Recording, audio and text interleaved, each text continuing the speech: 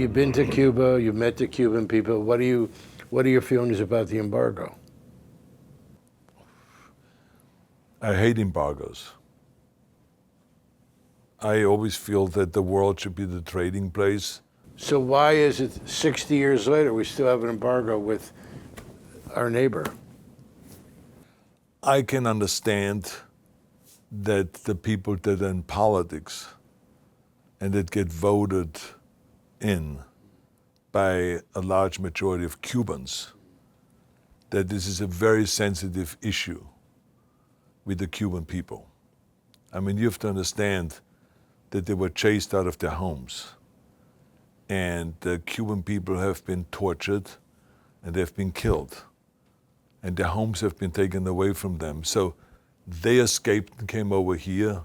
Their children are growing up over here. They will always look at that regime as an evil regime. And therefore, let's not go and take anything from them. Let's never bring the cigars in. So I totally understand that. I'm just talking about from a cigar smoking point of view and from an economic point of view. I always think that the world is the trading place and we should not kind of put embargoes on things. If we have a problem with Iranians, it doesn't mean that we should have an embargo on Persian rugs or something like that. So it doesn't make sense to me. But I mean, I understand that the politicians have to do that a lot of times in order to get the votes and in order to get voted in again and all of that stuff. And I have a lot of Cuban friends that a lot of times when I go down to Miami, I don't light up a Cuban cigar. I light up one from the Dominican Republic because I don't want to throw it in their face and say, look, I don't care the way you feel, because I do care the way they feel.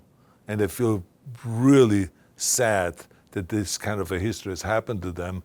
And, so we have to be understanding and meet somewhere in the middle. But I mean, to me, I like Cuban cigars, and I have been smoking them my whole life. I ride along with Dominican cigars and all kinds of other Nicaraguan cigars and all that stuff. So, I see it in a different way. I mean, I'm not an elected official, so I don't have to really represent them. Read the entire interview between Arnold Schwarzenegger and Cigar Aficionado editor and publisher Marvin R. Shanken in the November-December issue of Cigar Aficionado.